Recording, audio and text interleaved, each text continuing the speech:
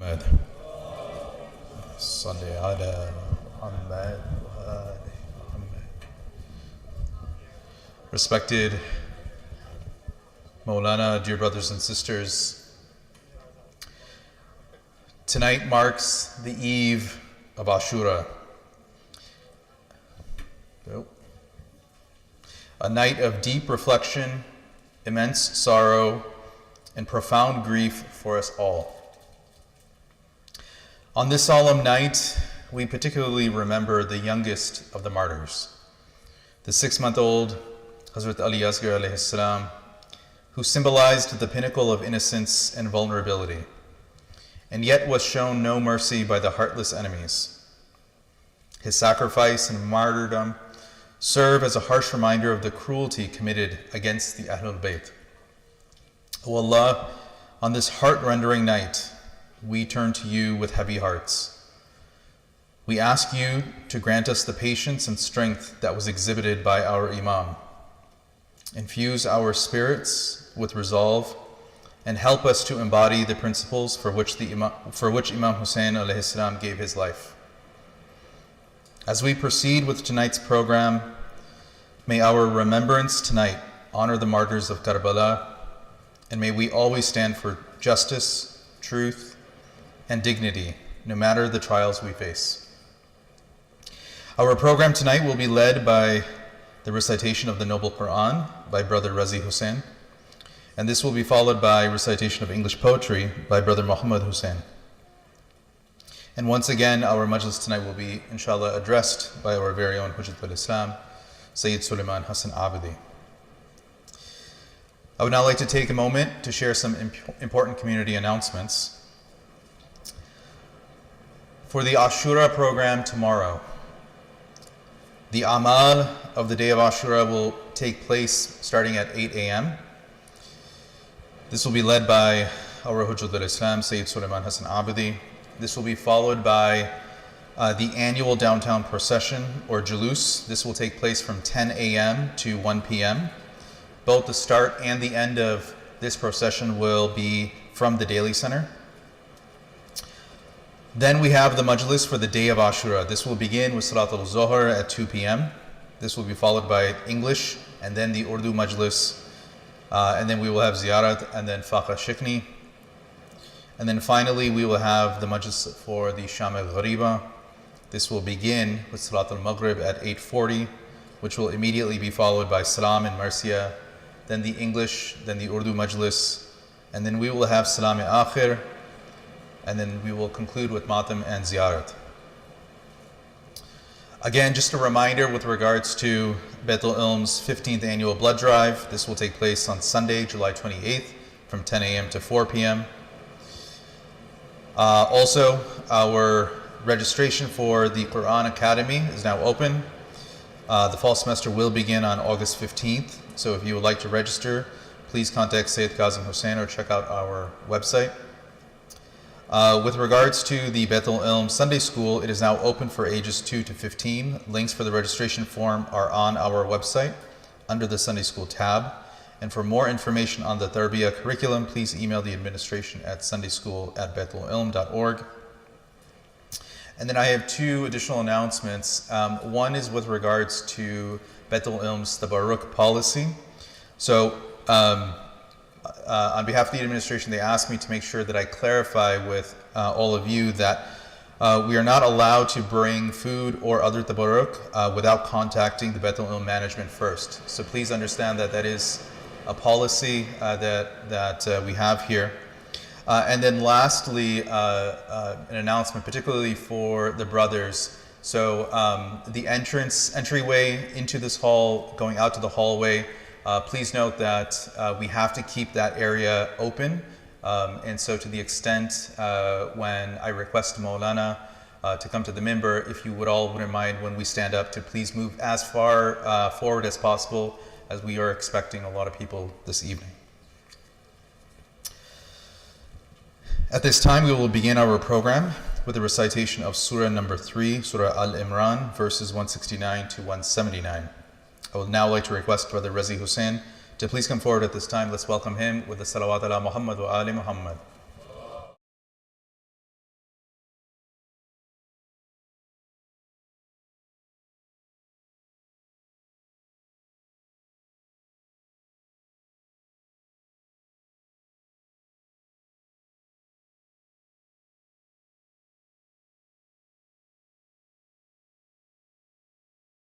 Imam Mahdi Ajjalallahu Ta'ala Faraja Sharif, upon the shahadat of his grandfather, Imam Hussein alayhi salam, salawat.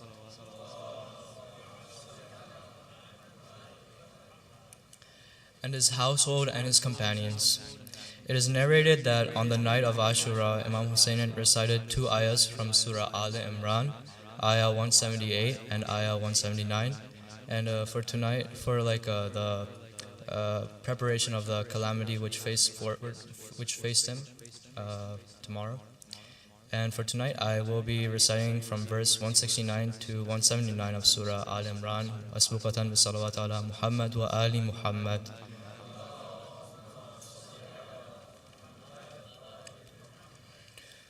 أعوذ بالله من الشيطان الرجيم بسم الله الرحمن الرحيم ولا تحسبن الذين قتلوا في سبيل الله أمواتا بل أحياء عند ربهم يرزقون فرحين بما آتاهم الله من فضله ويستبشرون بالذين لم يلحقوا بهم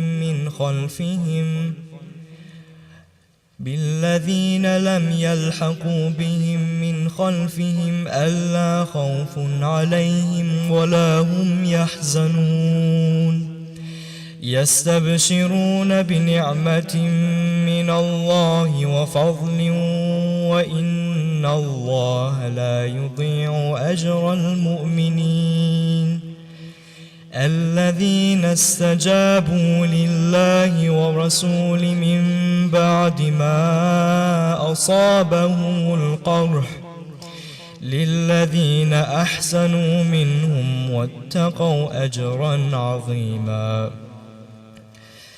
الذين استجابوا لله والرسول من بعد ما أصابهم القرح للذين أحسنوا منهم واتقوا أجر عظيم الذين قال لهم الناس إن الناس قد جمعوا لكم فاخشوهم وزادهم إيمانا وقالوا حسبنا الله ونعم الوكيل فانقلبوا بنعمة من الله وفضل لم يمسسهم سوء واتبعوا رضوان الله والله ذو فضل عظيم إنما ذلكم الشيطان يخوف أولياءه فلا تخافوهم وخافون إن كنتم مؤمنين ولا يحزنك الذين يسارعون في الكفر إنهم لن يضروا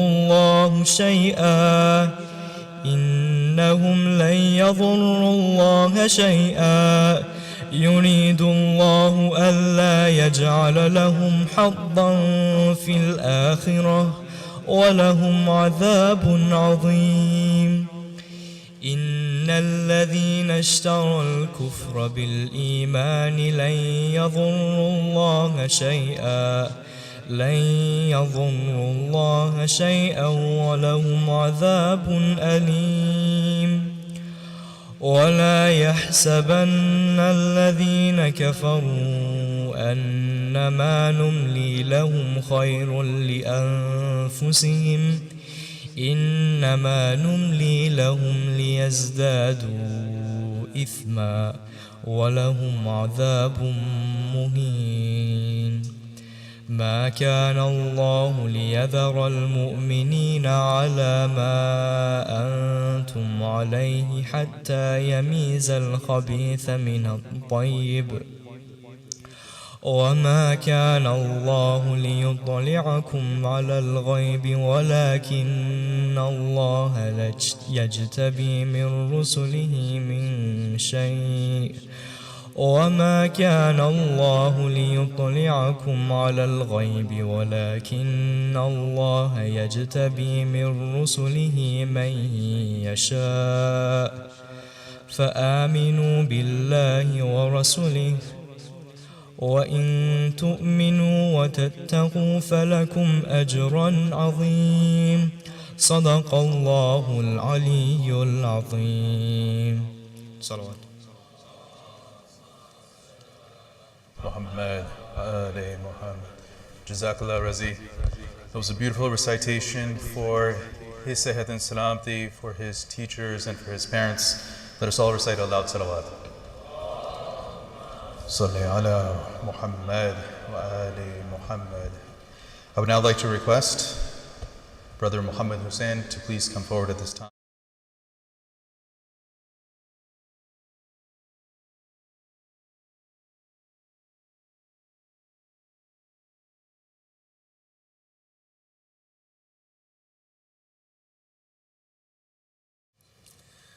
Tonight I will be sharing two recitations. The first is called Our Blood Will Right Hussein. Imam Hussein and Karbala are the ultimate symbols of standing up for truth and fighting against injustice and oppression. Tonight, as we remember the martyrdom of Hazrat Ali Asghar, we also weep for the thousands of innocent Ali Asghars that have been cruelly killed in Gaza. I pray that the tears we shed can be our gift to the oppressed of today and to the pure souls in Karbala who taught us the meaning of sacrifice. Salawat.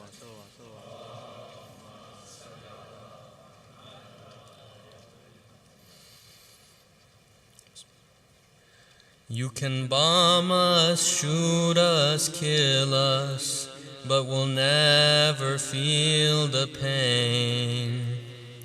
If you stop our lips from moving, through our blood we'll write Hussein.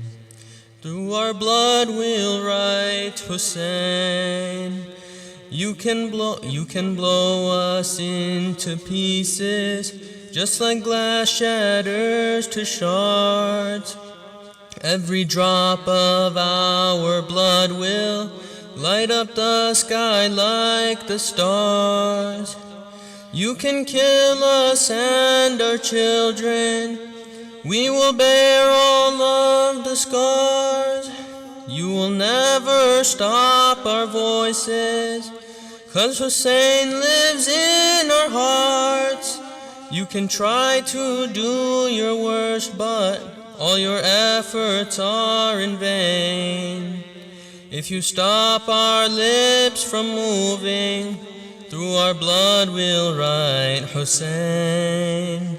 Through our blood we'll write Hussein. You can keep on being cowards, targeting those at no fault. We are going to stand united. You will never make us fall. We will stand up for our values.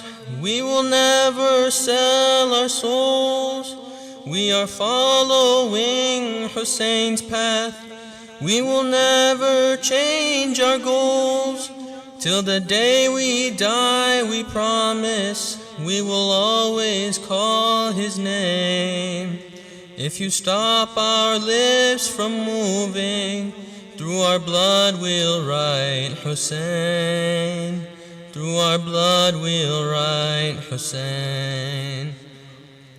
You can bomb us, shoot us, kill us, but we'll never feel the pain.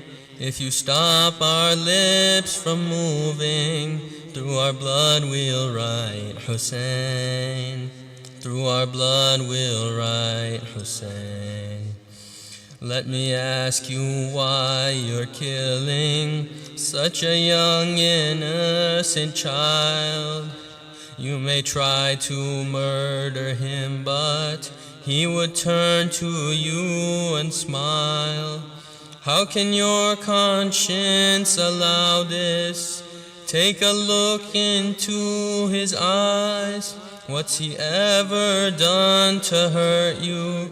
Please just tell me what's his crime. Is this what you've learned from your faith? Is this what you call humane?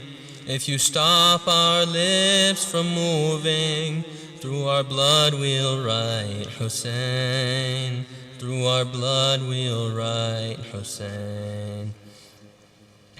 We are crying for the martyr who was stranded all alone. He was shrouded by the arrows, he was wounded by the stones. Then the enemy began to cut his neck right to the bone. As the heartbeats ebbed away, his name in history was sown. Upon remembering this image, our grief can't be contained. If you stop our lips from moving, through our blood we'll write Hussein. Through our blood we'll write Hussein. You can bomb us, shoot us, kill us, but we'll never feel the pain. If you stop our lips from moving, through our blood we'll write Hussein. Through our blood we'll write Hussein. Salawat.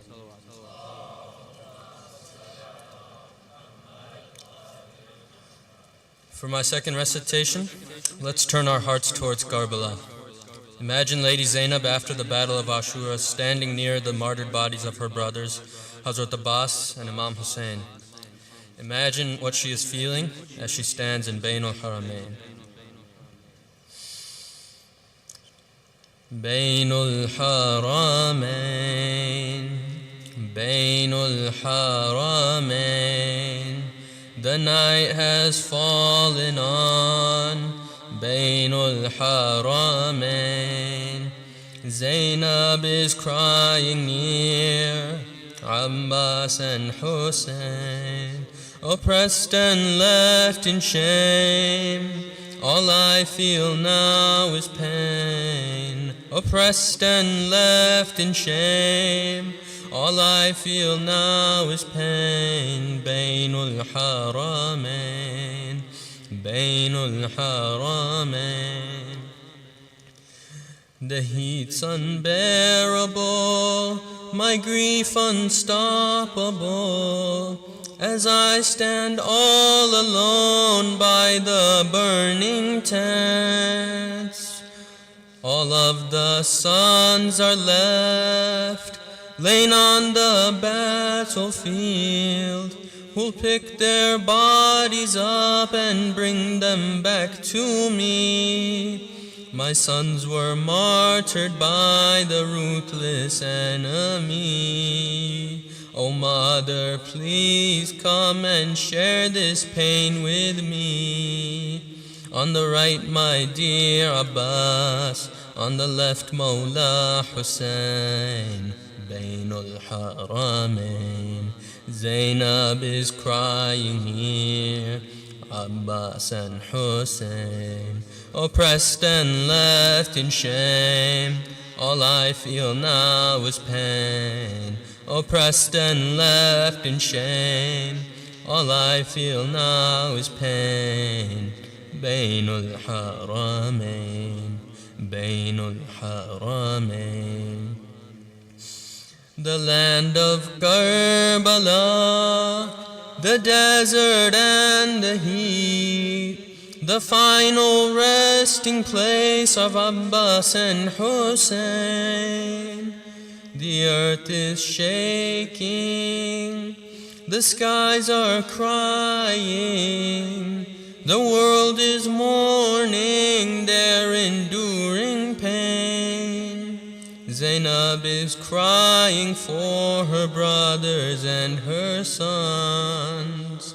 Her tears are flowing with the setting sun.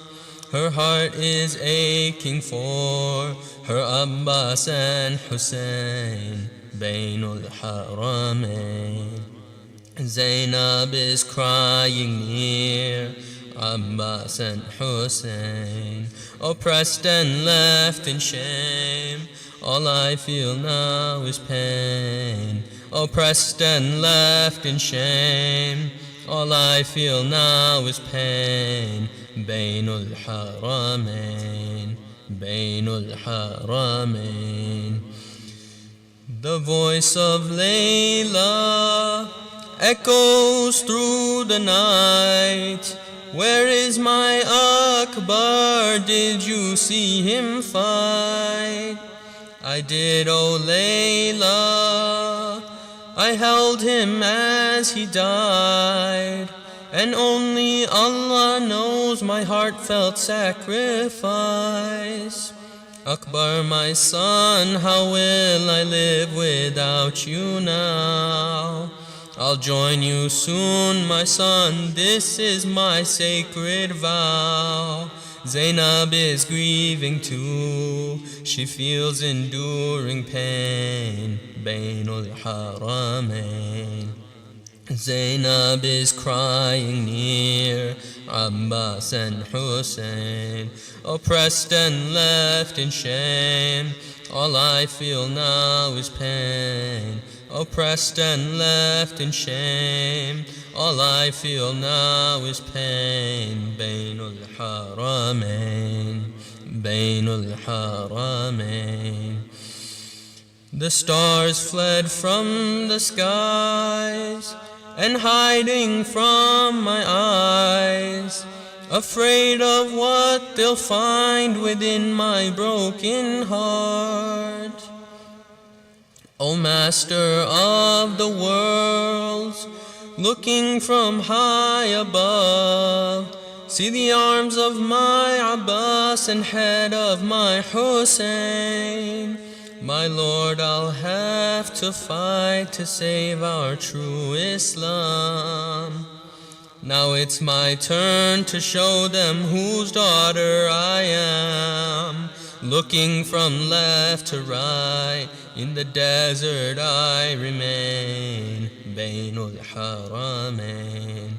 Zainab is crying near Abbas and Hussein, oppressed and left in shame. All I feel now is pain. Oppressed and left in shame. All I feel now is pain. Bainul Haramain, Bainul Haramain, Bainul Haramain. Salawat.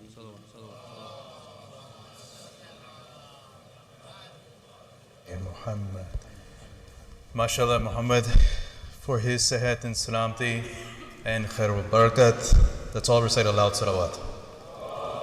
Ma salli ala Muhammad wa ali Muhammad. I would now like to recognize our sponsors for tonight's program. For the health, safety, and continued blessings for the family of Dr. Amjad Safavi and Brother Muhammad Musa Ali, please recite aloud salawat. Ma salli ala Muhammad wa ali Muhammad. The sponsoring families have requested that you remember the marhumin of your families as well as the marhumin of their families. In particular, Sayyid Hamid Ali Safavi, Sayyid Zia Abbas, Sayyida Kaniz Abbas, Naseem Safavi, Sayyid Mubarak Hussain Naqvi, Sayyid Mahmood Hussain Naqvi, and Naeem Zahra Naqvi. Please recite one time Surah Fatiha and one time Surah Ikhlas, preceded by a salawat ala Muhammad wa ali Muhammad. Allahumma salli ala Muhammad wa ali Muhammad.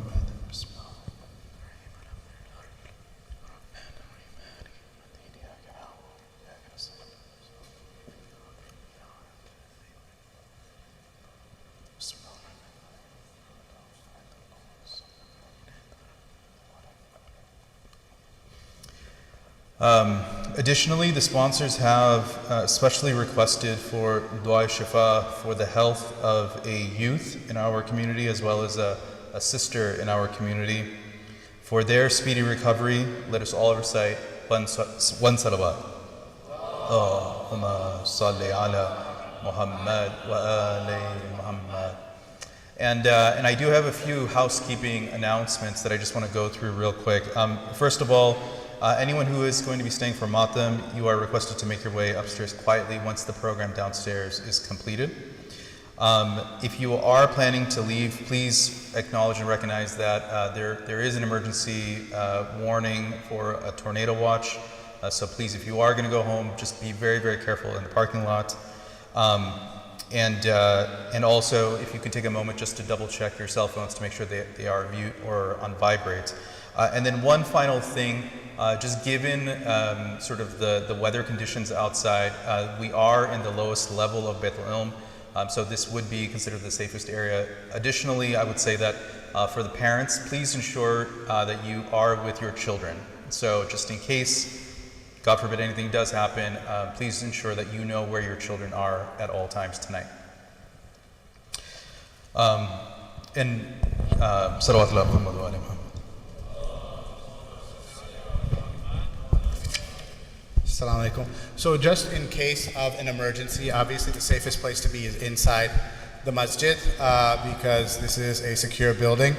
The best thing is to be away from windows. So if there is something that alerts management that we need to take extra precautions, we will come and ask, we will stop the majlis if needed.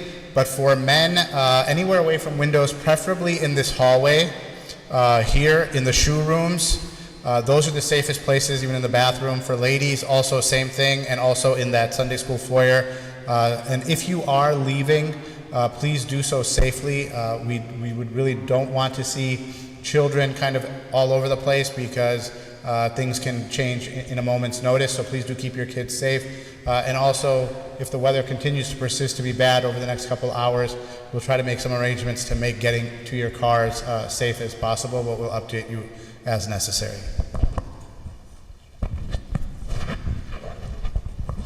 With that, it is now time for us to begin tonight's majlis. I would request the brothers, if you would please stand and welcome our esteemed scholar, Hujjat al-Islam, Sayyid Sulayman Hasan Abidi, to come to the minbar at this time.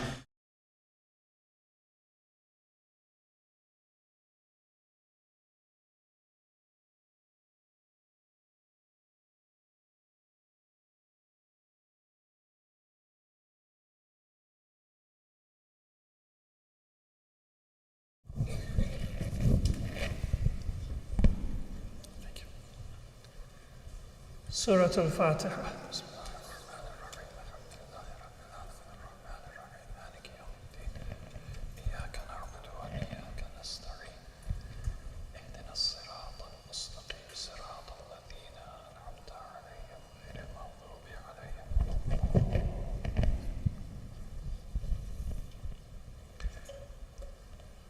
أعوذ بالله من الشيطان الرجيم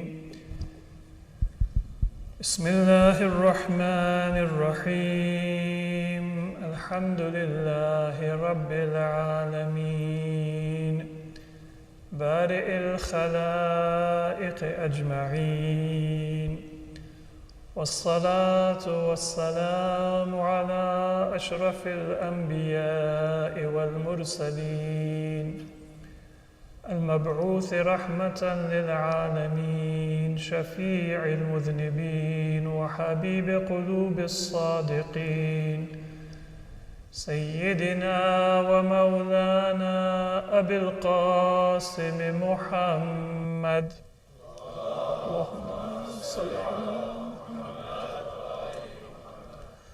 وعلى أهل بيته الطيبين الطاهرين الهداة المهديين ولعنة الله على أعدائهم إلى قيام يوم الدين رب اشرح لي صدري ويسر لي أمري واحلل عقدة من لساني يفقه قولي أما بعد فقد قال الله عز وجل في القرآن المجيد بسم الله الرحمن الرحيم ألف لام ميم أحسب الناس أن يتركوا أن يقولوا آمنا وهم لا يفتنون وَلَقَدْ فَتَنَّ الَّذِينَ مِنْ قَبْلِهِمْ فَلَيَعْلَمَنَّ اللَّهُ الَّذِينَ صَدَقُوا وَلَيَعْلَمَنَّ الْكَاذِبِينَ.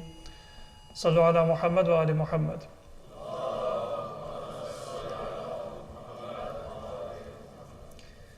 Assalamu alaikum wa rahmatullahi wa barakatuh. Allah tells us in the Quran that in our life we will be subject to trials. We should not rest and say that because we are faithful and we have testified that there is no God but Allah and that Muhammad sallallahu alayhi wa alihi is his prophet. Allahumma salli ala Muhammad wa ali Muhammad. Therefore, we are now automatically guaranteed entry into paradise. Allah tested those before us, and He will test us.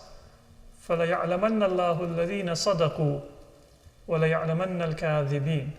And Allah will make known who are the ones that are sincere and righteous, and who are the ones that may claim to believe and to have faith in Allah, but their claim is not sincere or is not true.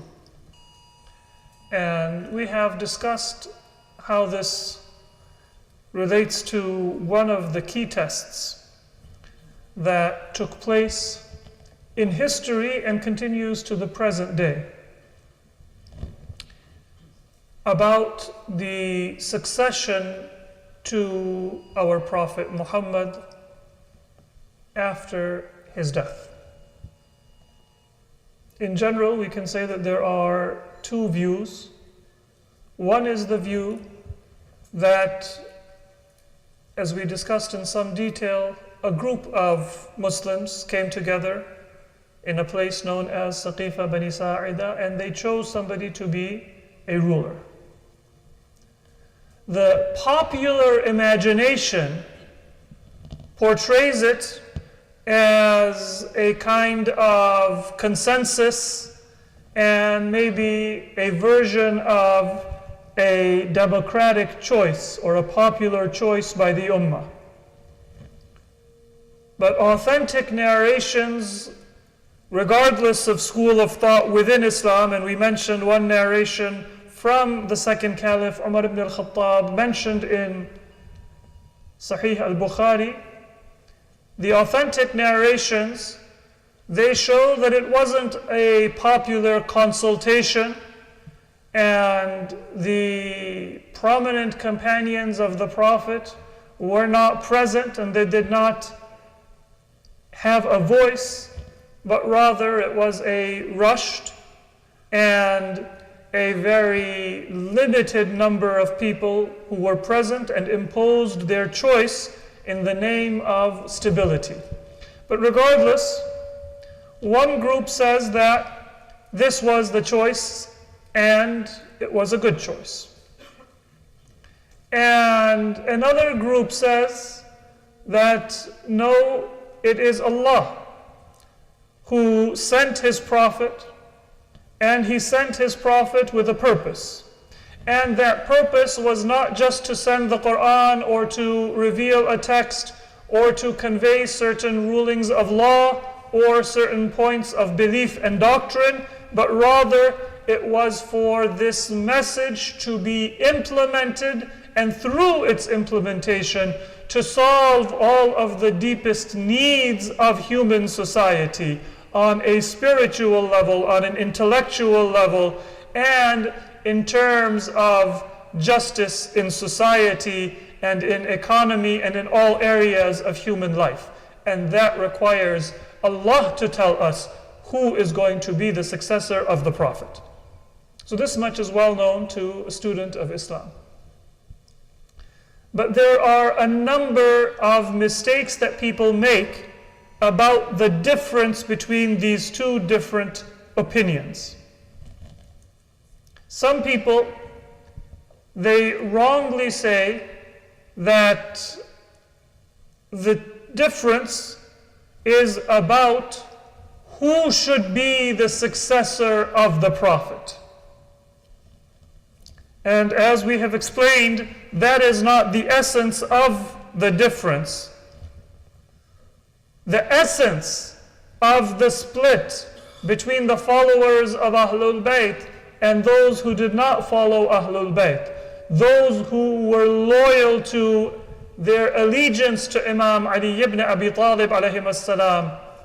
Allahumma salli ala Muhammad wa ali Muhammad. And those who were not, the essence of that difference is not who is to be the successor, but rather what is to be the role of that successor. Because if you don't know what the role of the successor is, even if you are given a choice, then you will not know who to choose and what qualifications are necessary. And maybe you won't realize that you shouldn't be given that choice at all, but rather it is only the one with the knowledge of the person and the qualifications required for the office who can choose. So the difference is not should the caliph have been so and so, or should the caliph have been Imam Ali ibn Abi Talib alayhi as-salam. Salawat ala Muhammad wa ali Muhammad. The difference is between those who said that our Prophet conveyed a message and now it's kind of up to us, figure it out. Sometimes we'll work a decent solution and sometimes we'll completely mess it up.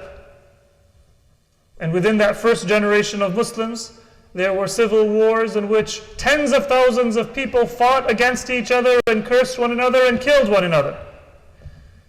And so even that first generation that some people think was the best of generations didn't do a very good job of maintaining the ideals that the Prophet preached.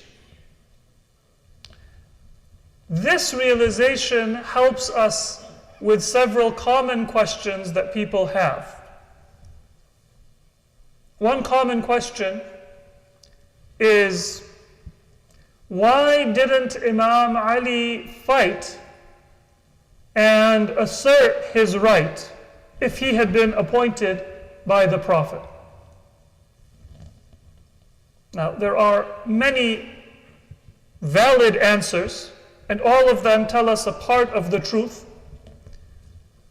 Some people will tell you, and this is valid, that the issue was that for many people Islam was new. And there were still among Arabia those people who had accepted Islam but would be very willing to turn their back. And beyond Arabia, the empires in the Near East and the Roman and the Persian Empire and their allies in Syria and in Iraq, they would have been opposed to Islam. And so it was in the greater good of the preservation of the political unity and the very existence of the Muslim Ummah that Imam Ali sacrificed and suffered his oppression in order to prevent the enemies of Islam from being able to extinguish that religion and scripture and message and law which our Prophet ﷺ spent so much time and effort and sacrificed so much to establish. That is true. Those threats did exist. And Imam Ali, because his concern was for the greater good of Islam, he did keep those threats in mind as he guided the Muslims as to what was the correct course of action. But there is an even more fundamental answer. Because the point of the succession of Imam Ali, the purpose of the appointment of Imam Ali, the reason why he asserted his right was never so that he can be at the head of Islamic society and then you can trickle down guidance and salvation through government policy or through force. The nature of the message of the Prophet and the authority of the Prophet and the logic by which Islam was to spread and to eventually succeed and triumph was a revolution of the soul and the morality of humanity from within that would then express itself without and show itself in society. And so if somebody says, why did Imam Ali not do things differently? Why did he not more decisively ensure that power would remain in his hands?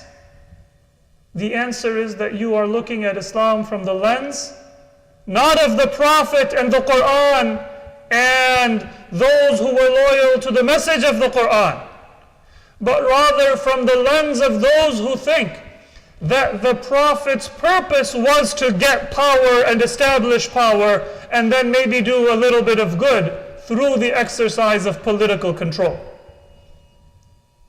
For Imam Ali, yes, he asserted his right to political control, and it was his right. And if the Muslims even were to establish a consensus in opposition to Imam Ali, then that consensus would be wrong, although there was never any consensus. That is a false propaganda and not an accurate statement of the facts of history. But assuming something which never happened, if there was a consensus of the companions of the Prophet that we want somebody else to be the ruler and Imam Ali was on the other side, then they would all be wrong and Imam Ali would be right, because he is the standard by which right and wrong, truth and falsehood are measured, in particular after the death of our Prophet Muhammad sallallahu alaihi wasallam.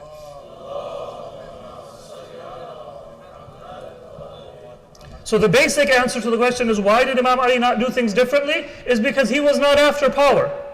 He was after the purification of souls. And he wanted to exercise power and political authority in society in order to further that purpose of the purification of souls. And if people were not ready for that, then Imam Ali would return to that which was his primary purpose, guidance and the purification of souls. It's kind of like if you have a student who is preparing to graduate from high school and they want to get ready for college, and so they sign up to take the SAT or the ACT, and then the date approaches, but for whatever reason they aren't able to prepare at all. So, is it still worth showing up for the test? No, the purpose will not be met. If you show up for the test as practice, and then you want to practice and retake it, then maybe it'll have some benefit. Otherwise, the best thing is for you to cancel and reschedule, prepare, and then you show up for the test when you are ready and prepared to give your best effort. So many Muslims, they think that the purpose of Imam Ali was just to show up for the test. They say, why didn't he arrange a different ride so that he would show up? But the purpose of Imam Ali was not just to show up. The purpose of Imam Ali was to guide the Ummah to succeed in that test.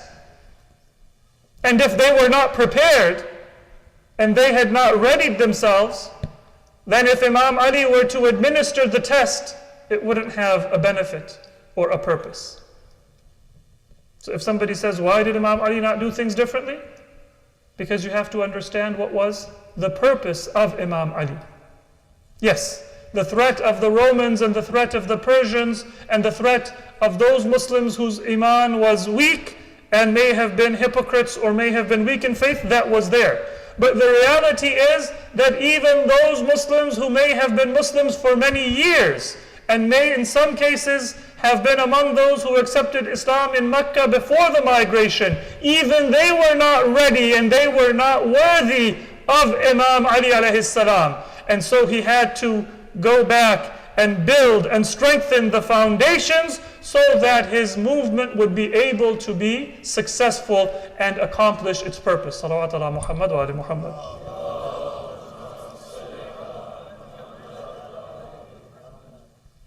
And that also tells us why it is that you have many hints in the Quran about Ahlul Bayt, but you don't have their name mentioned explicitly.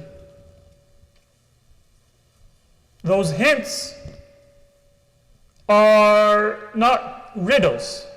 They are clear guidance. But why did Allah give the guidance in such a way that the Quran says, أَطِيعُوا اللَّهَ وَأَطِيعُوا الرَّسُولَ وَأُولِي الْأَمْرِ مِنْكُمْ? And then the explanation is given by the Prophet of who ulul amr are. If you mention a name, then people will develop a loyalty just to the name.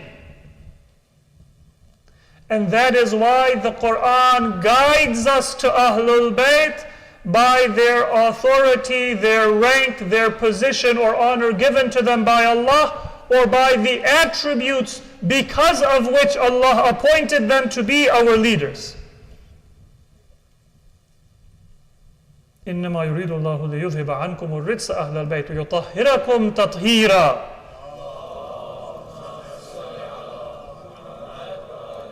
Is the attribute. But it is not a riddle for you to find out who Ahlul Bayt are. That has been made clear by the Prophet when he gathered the members of the household of Ali and Fatima and Imam Hasan and Imam Hussein under his cloak. And when he brought them forth in the event of Mubahala, what could be more clear and what could be more public than that?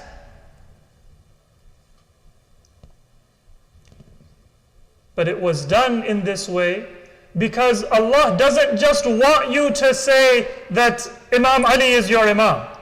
He wants you to follow Imam Ali because he is the successor of the Prophet.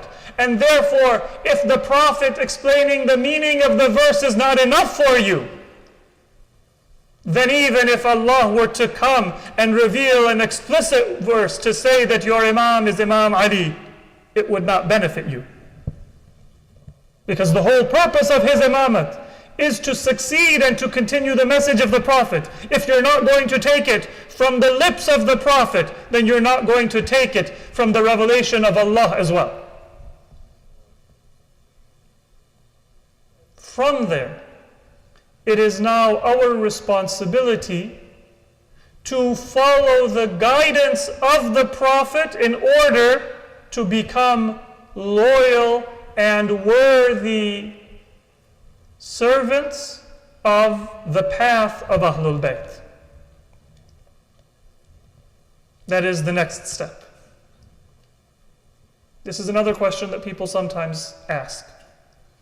They say, all right, if your Imams were there to provide guidance, then Imam Ali, Imam Hasan, Imam Hussein, and all of your Imams, they lived, but then your later Imams, in particular Imam Ali Naqi, Imam Hasan Askari, they were often under house arrest and their companions did not have access to them. And then after that, Imam Mahdi alayhi salam, salawat ala Muhammad wa ali Muhammad, it was not even house arrest and limited access. He entered his imamat in a period of occultation. First it was a lesser occultation where just limited chosen representatives or ambassadors were able to be a means of communication between the Imam and others. And then after that there is a complete occultation, a major occultation, in which nobody can claim to be an authentic ambassador between the Imam and the Muslims. So some people ask that question, well, what's the difference? Those who don't believe in imamat, they have to refer to their ulama and fuqaha and get a best answer, get a fatwa. And maybe the scholar will say, if you ask a question, for example, about lab-grown meat or about cloning, well, they will say this is the best idea that I can get based on the sources that I know. And if you are a follower of Ahlul Bayt, then you also will go to a scholar, an alim, a faqih, a mujtahid, and you will ask them, what is your ruling? And maybe they will rely on the same ayat and ahadith, and in some cases, additional ahadith which came to them from Ahlul Bayt. So at most you can say they have a little bit more data and a little bit a better methodology, but in the end it is the same thing. They are providing their best judgment, and those who are not followers of Ahlul Bayt are providing their best judgment. It doesn't seem like that big a deal to say that these fatwas are a little bit better. But that is also missing the point. The point of the Imams was not for me to go to them and ask them questions about what I can eat and what I cannot eat. Even in the time of the Imams would say that you are to apply certain principles, and those principles, for example, if you trust a Muslim is serving you halal meat, that might mean that sometimes you are inadvertently going to be consuming meat that is not halal. So that is not the be-all and end-all of the purpose of the Imams. It is one of the purposes, and that is why you cannot just choose to follow any scholar who issues a fatwa. Go to those who have the training and the qualifications and know the teachings of Ahlul Bayt, and not just the assumptions of various scholars in in Islamic history, or some of the companions or later generations of Muslims. That is an important thing. Get the best answer that you can. But that is to miss the point of the purpose of the Imams and their role. It was to provide leadership for the Muslims when the Muslims are ready to fulfill their responsibility and honor their covenant with Allah and the Prophet, and to finally be part of that movement to establish Islam. That movement in our time of our Imam, and in the time of every Imam, the movement of the Imam of that time. Because just as Imam Mahdi is the Imam of our time, Allahumma salli ala Muhammad wa ali Muhammad, Imam Hussein was the Imam of his time. He was the Imam al-Asr or Imam al-Zaman of his time. And every Imam was the same way. The purpose of the Imam is to be that focal point, metaphorically that qibla to which all Muslims can turn. Yes, for answers to their theological questions. Yes, for answers to their legal questions. Yes, for dua and for barakah. But most of all, for guidance about how to fulfill the mission which the Prophet began and which Allah promised is going to be completed with the triumph of Islam and the triumph of justice. So whether I find out some detail of a question of tafsir or theology or law, that is important, but it is not the main purpose for which Allah appointed the Imam and why I need to obey the Imam. And so that brings us now to an understanding of the importance of a relationship to the Imam, not because we get conclusive answers, but because the connection with the Imam is essential to our salvation. When the Imam is there, then we obey his command. And when the Imam is not there, then we recognize his place, and we await and pray and prepare for his advent. We don't fill up that space with any other kind of ideology or theology or any other kind of personal preference that we may have, that we're going to do this, and then we forget that Allah appointed an Imam to be the leader and the guide to bring the Muslims to the fulfillment of their purpose. And this is why we see that Imam Ali, he chose a very particular path. There are narrations that immediately upon the death of the Prophet, even before Abu Bakr ibn Abi Quhafa had come back from his home in Sunh, which is in a suburb of Medina, presumably took a number of hours for him to return to Medina. Even before the meeting or the coup at Saqifa had begun, Abbas ibn Abdul Muttalib said to Imam Ali, extend your hand, let me pledge allegiance to you, and if I do so, then people will say the uncle of the Prophet pledged allegiance to the brother and the cousin of the Prophet, and la yakhtalifu alayka ithnan. Nobody will have the courage to dispute. And Imam Ali did not do that. And many people say that, and this is the injustice of historians, Abbas was experienced, savvy and sophisticated, the elderly, politically savvy uncle of the Prophet. Na'udhu billah, Imam Ali was young and inexperienced. He thought that nobody would dispute with him, and so he missed the chance. Na'udhu billah, no, he didn't miss the chance. Abbas, for all his love of the Prophet and all of his loyalty to Imam Ali, could not imagine the horizon that Imam Ali was looking through. Because he was not ma'soom. Yes, he was an uncle of the Prophet.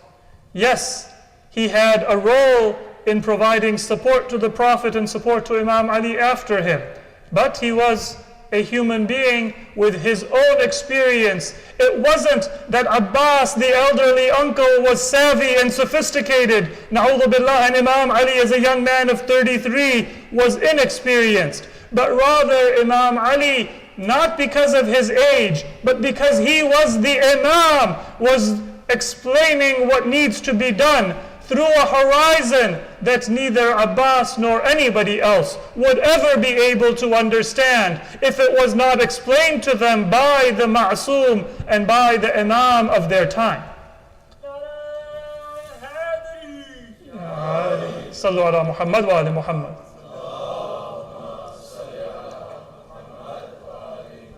Jazakumullah. And that is why Imam Ali did not take the allegiance at that time. He didn't want people to say that the Prophet had not yet been prepared for burial.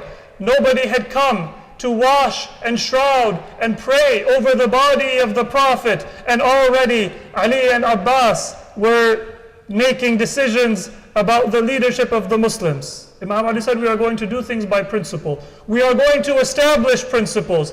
And if the people are not ready to follow those principles and remember their covenant, then it is not my loss, it is their loss. In the words of the ahadith we have from Ahlul Bayt, if people don't go for Hajj, then the Kaaba does not suffer. The Kaaba is not a tourist destination where you will say that, well, if people don't come, then it's going to suffer a loss of prestige or a loss of money. If people don't come to the Kaaba, then they will lose barakah. They will lose the obedience to the command of Allah. The Kaaba will not lose anything, whether there are 1 million people performing tawaf around it or nobody. Allah has angels beyond measure. The house of Allah will not be abandoned. If I don't go and you don't go and the Muslims don't go, it is our loss, not the Kaaba. And so if people don't come and pledge allegiance to Imam Ali, it is not Imam Ali's loss, but it is their loss. Because mathalul imam, mathalul Kaaba. The Imam is like the Kaaba, the focal point. That is a physical place, and the Imam is the spiritual focal point and qibla of the ummah. So what was the method the Imam used? There were 3 main purposes that the Quran says that our prophets were sent with. One is to recite the signs of Allah. One is to teach the book and wisdom. And one is purification. And the order mentioned in the Quran is always reciting the signs of Allah comes first. Then sometimes it is the teaching of the book and wisdom, and then purification, or in other cases, more frequently, it is the purification and then the recitation of the book and wisdom. In Surah Al-Baqarah, the prayer of Prophet Ibrahim was, رَبَّنَا وَابْعَثْ فِيهِمْ رَسُولًا مِّنْهُمْ يَتْلُو عَلَيْهِمْ آيَاتِكَ وَيُعَلِّمُهُمُ الْكِتَابَ وَالْحِكْمَةَ وَيُزَكِّيهِمْ إِنَّكَ أَنْتَ الْعَزِيزُ الْحَكِيمُ. O Allah, send among them a messenger who is from them, who will recite to them your signs. And ayat is the signs of Allah, whether they be the verses of the Quran or they be the signs that exist within heaven and earth and within creation. All of them are signs of God. The verses are signs of God, and that is why they are called ayat. And the signs of God that exist in heaven and earth and in our own selves, those are also signs of God. So the Prophet recites to people the verses and the signs. وَيُعَلِّمُهُمُ الْكِتَابَ وَالْحِكْمَةِ, and teaches them the book and wisdom, وَيُزَكِّيهِمْ, and purifies them. Then in Surah Al-Jumu'ah, Allah says, هُوَ الَّذِي بَعَثَ فِي الْأُمِّيِّينَ رَسُولًا مِّنْهُمْ يَتْلُو عَلَيْهِمْ آيَاتِهِ وَيُزَكِّيهِمْ وَيُعَلِّمُهُمُ الْكِتَابَ وَالْحِكْمَةِ. The order of the second and the third purpose is reversed. Allah is the one who sent among them a prophet from among themselves, a messenger from among themselves, who recites to them his signs, or recounts to them his signs, purifies them and teaches them the book and wisdom. Scholars have said that perhaps the reason for this is that there is a sequence and there is a goal. When the Quran is speaking of the goal, purification comes first and teaching comes second. Because the purpose of teaching the book and wisdom is to reach purification.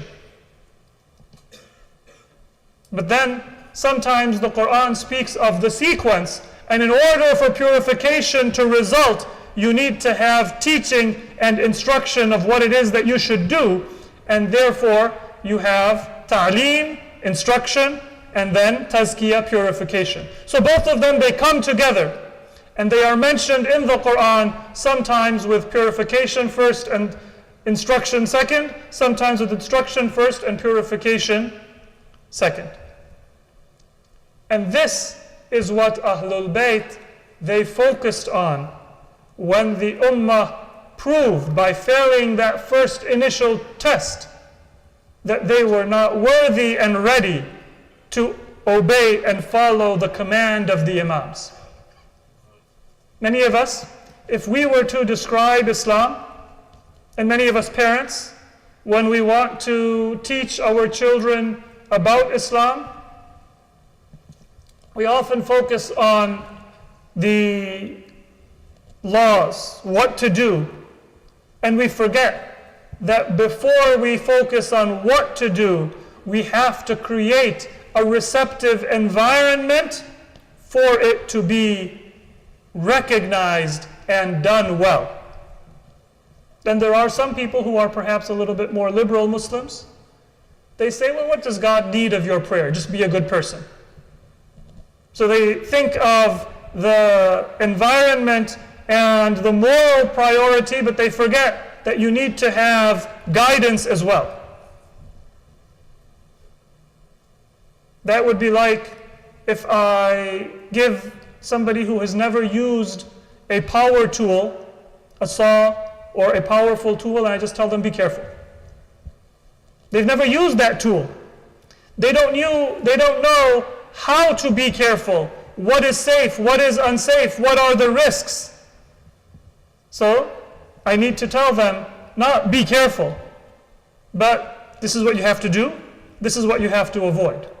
And of course, I don't just say do this, do that, because then they won't know why I'm telling them. I'll say do this and that, otherwise if you don't do it this way, you will mess up whatever you are trying to do with that saw or with that power tool. Do this and do that, otherwise you are liable for maybe causing injury to yourself.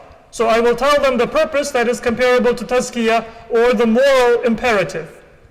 But I will also give them specific instructions that this is what I mean when I say be careful. This is what I mean when I say use the tool correctly, so you can actually build whatever it is you want to build. And you can do so without ending up in the hospital and causing injury to yourself.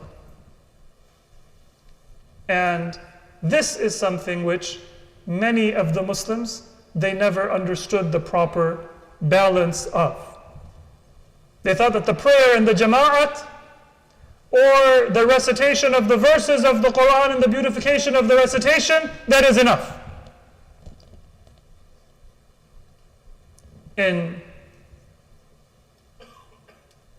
the early days, we see many changes that were brought to the commandments of the Prophet. They were bid'ah, they were changes, because people did not understand the wisdom and the purpose for which those commands were brought.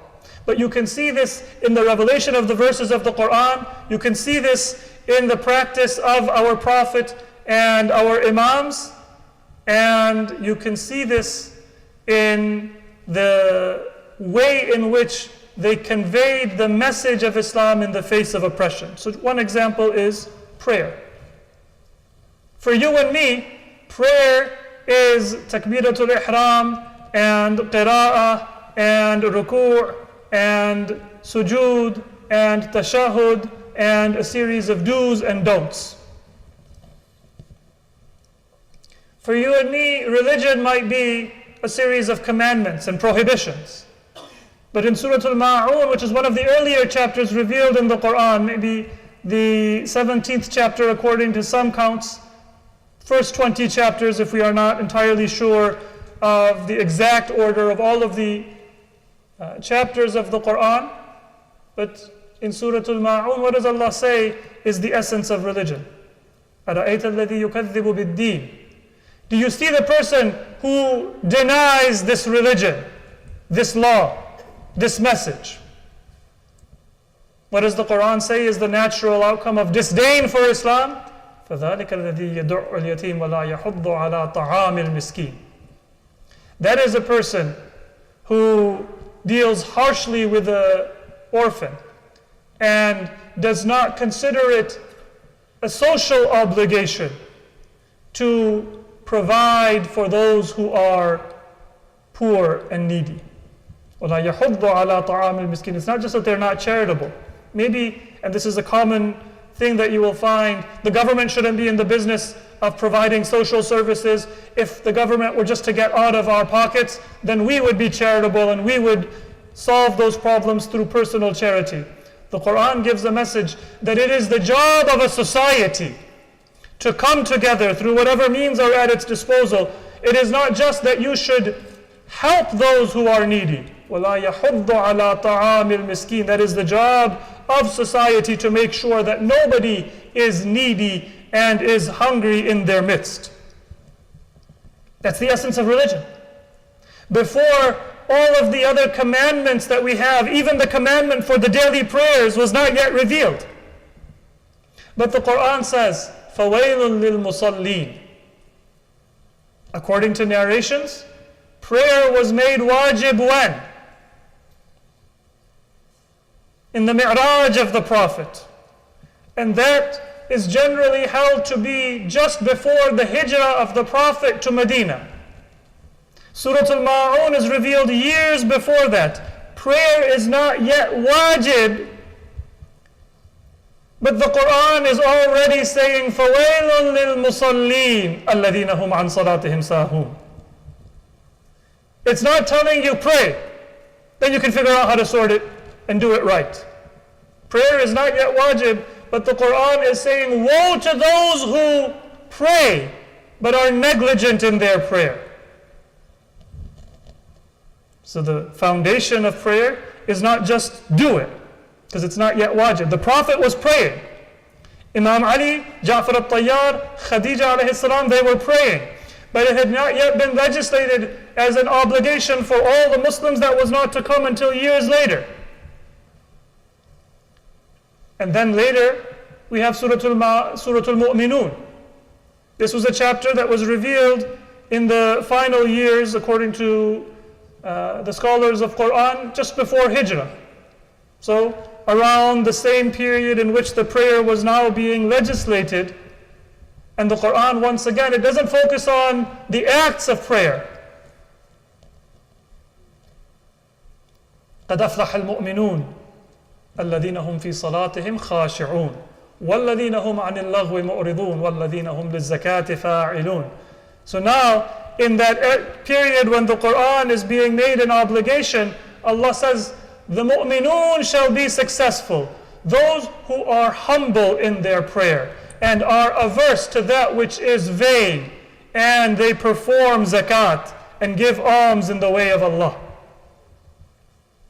So this is what Ahlul Bayt did. First, they began by informing the believers of what were the teachings of the Prophet. Imam Ali spent much of his life in his khutbahs and in his ahadith reinforcing the message of Tawheed. Imam Hasan and Imam Hussein, during that 20-year period after the martyrdom of Imam Ali, they spent a great deal of effort informing the Muslims through their character of what were the ethical imperatives that a Muslim should follow.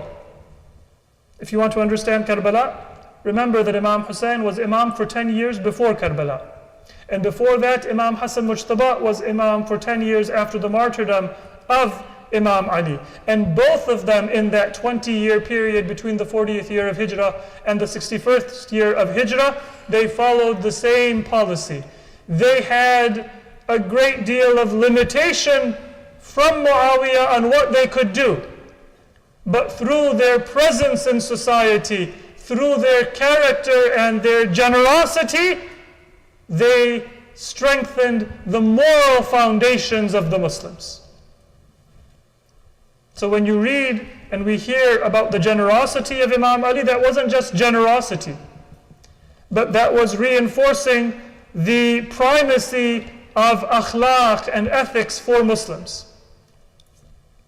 When you read about the generosity of Imam Hussein and the du'as of Imam Hussein, then he was turning people through his prayers to Allah to recognize that before you do anything in politics, before you do anything in society, you should have the attributes and the faith and the ethics that will make your actions worthy of your religion, of your Prophet and your Imams.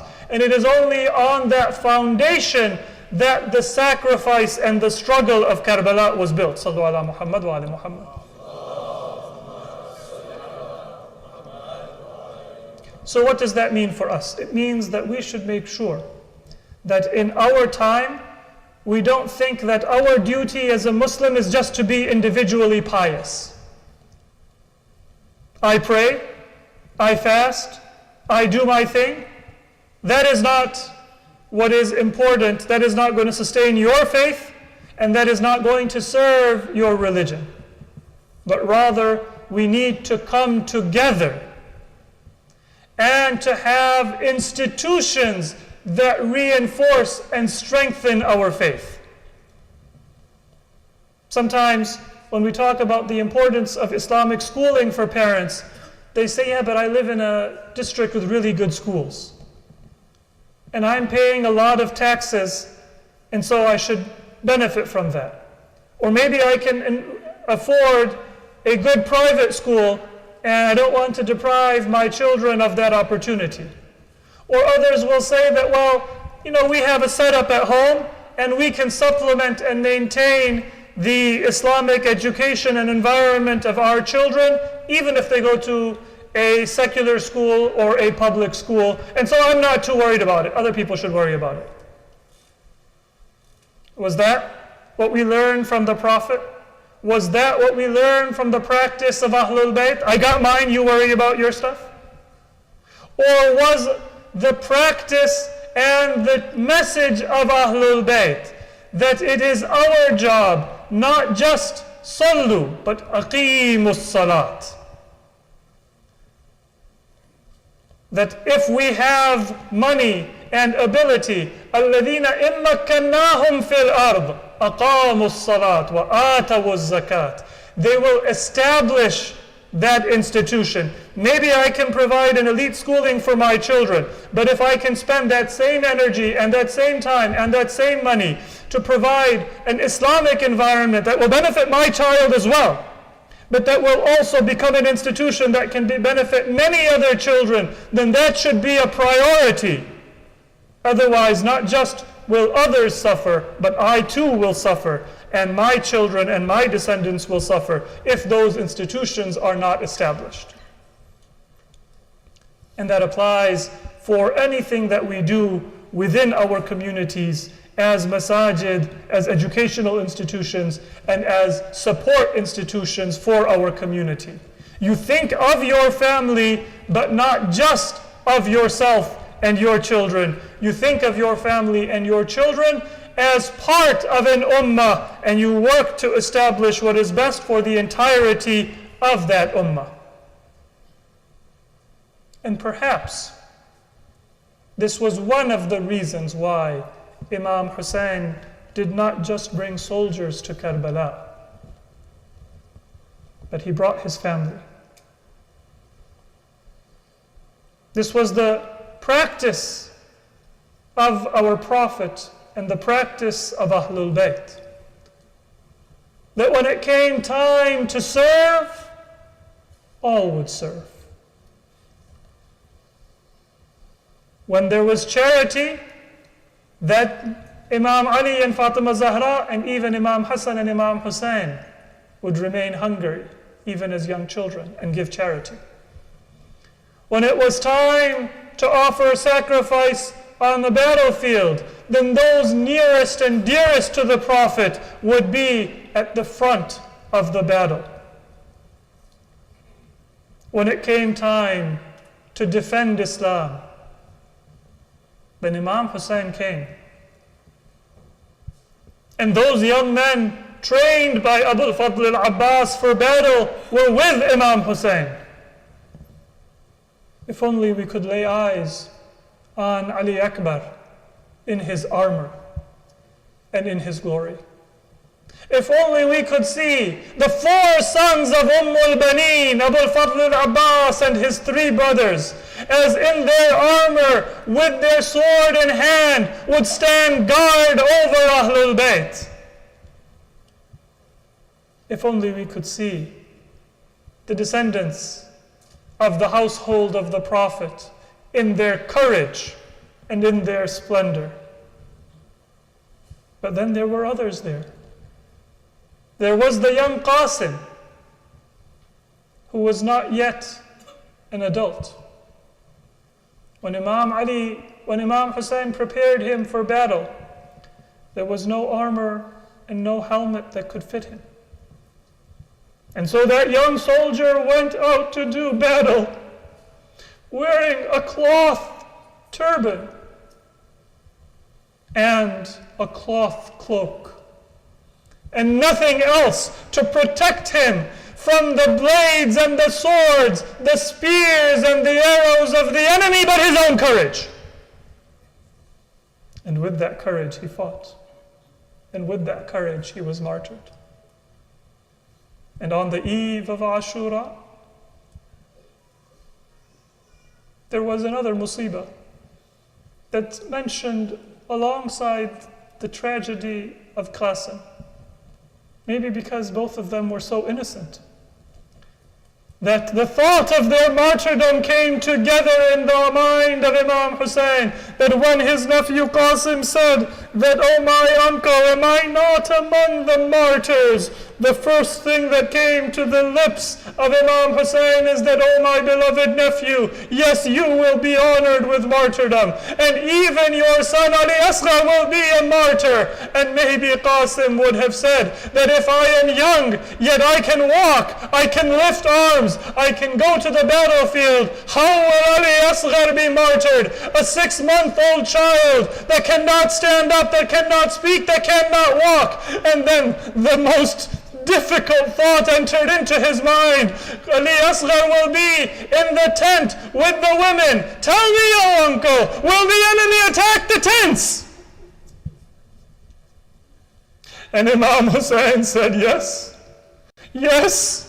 After our martyrdom, the enemy shall attack the tent, but that is not how Ali Asghar will be martyred. Come and let us see the scene on the day of Ashura, when none are left but Imam Hussein and Ali Asghar. Imam Hussein comes to the tent. He says that I have come to bid farewell, and he hears a soft cry. I should say it wasn't a cry, but it was a gasp for air. Ali Asghar was breathing his final moments. Imam Hussein says to his sister Zainab, give me my son, that I may bid him farewell. And as Imam Hussein cradled Ali Asghar in his arms, he saw that if he did not have water, this young baby, this infant would not be able to survive, maybe even for a few more moments. Imam Hussein said that bring me a cloak, and he cradled his son in his arms. He wrapped himself in a cloak and shielded Ali Asghar from the sun and from the winds and the sands that were blowing in the desert. How lovingly Imam Hussein protected Ali Asghar as he carried him before the enemy.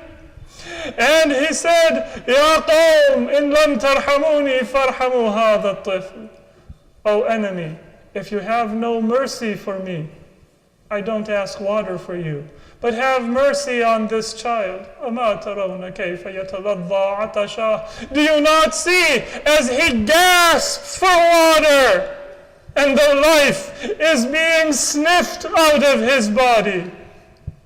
And then Imam Hussein, he lifted Ali Asghar up in his arms, and the enemy saw that the son of Imam Hussein was now breathing his final breaths, and there was a commotion in the enemy. Some of them, although they had committed such evil crimes, said that we cannot cause the death of this infant, and others said that this is something that we must prevent. Imam Hussein must not have water. Umar ibn Sa'd saw that there was a commotion in his own soldiers. That which armed men could not do, Ali Asghar in his innocence did. And if he had survived for a few more moments, it is possible that Umar ibn Sa'd would have lost control of his army. So Umar ibn Sa'd said to his best archer, Harmala, go and اقطع كلام الحسين, prevent Imam Hussein from speaking any further words. It is said that Harmala was such an expert archer that he never missed a target that he aimed at. But the first two arrows he shot, he did not hit the target. And Umar ibn Sa'd asked him that, oh Harmala, what has happened? And maybe Harmala would have said that I see an old lady in a cloak calling out that are you going to massacre all the members of my family? A third arrow was placed in that bow. And once again Harmala took aim. And this time the arrow did not just reach its target, but it pierced its target. فَضُبِحَ مِنَ الْأُذُنِ إِلَى الْأُذُنِ. Imam Hussein had his son in his arms, and Ali Asghar, he had such a small, innocent neck as an infant that the arrow was wider than his neck, and he did not see that arrow, but rather he was pierced from one ear to another ear, and he was martyred. It is sometimes narrated that as a final act, Ali Asghar, he turned himself so that his face was facing the ground and his back was towards the Imam. And that is said to be because Ali Asghar, even as an infant, knew that his father would not be able to look at the gaping wound in his neck and see the blood gushing forth from the body of Ali Asghar. Imam Hussein cradled that innocent blood in his hand, and he looked towards the heavens, and he looked towards the ground. It is said that as Imam Hussein held the lifeless body of Ali Asghar for the first time on the day of Ashura, Imam hesitated. He would walk towards towards the tent and say the mother of this child will want to see her baby and bid farewell, and then he would return towards the battlefield and say the mother will not bear the sight. 7 times the Imam went to and fro. It is narrated that as he came finally towards the tent, his daughter Sakina rushed forth and said, "Father, were you able to find water for my brother?" And the Imam, he could bear to say no words. He lifted his cloak and he placed the body of Ali Asghar before Sakina. He dug a shallow grave and put the body of his son in the ground. Inna lillahi wa inna ilayhi raji'un. Oh Allah, grant us to always remember the tragedy of Karbala, to strengthen the love of Muhammad wa Ali Muhammad that we have in our hearts, to think of our obligation to Ahlul Bayt, and to act in our lives in such a way that we strengthen those religious institutions that protect our faith and guide our hearts and our minds. Oh Allah, make us as loyal to the Imam of our time as the companions of Imam Hussein were to the Imam of their time. Oh Allah, hasten the appearance of Imam Mahdi. This is the eve of Ashura. It is the eve in which Imam Hussein and his family and companions spent in prayer. Oh Allah, our prayer on this day is for our Imam. Make this be the last eve of Ashura that we are separated from our Imam. Bring him and reunite us with him so that we can pledge our allegiance and our obedience to him, and keep us with Muhammad wa Ali Muhammad for all our lives. And on the day of judgment, grant us their intercession, and in eternity, in paradise, grant us their company. Sallu ala Muhammad wa Ali Muhammad.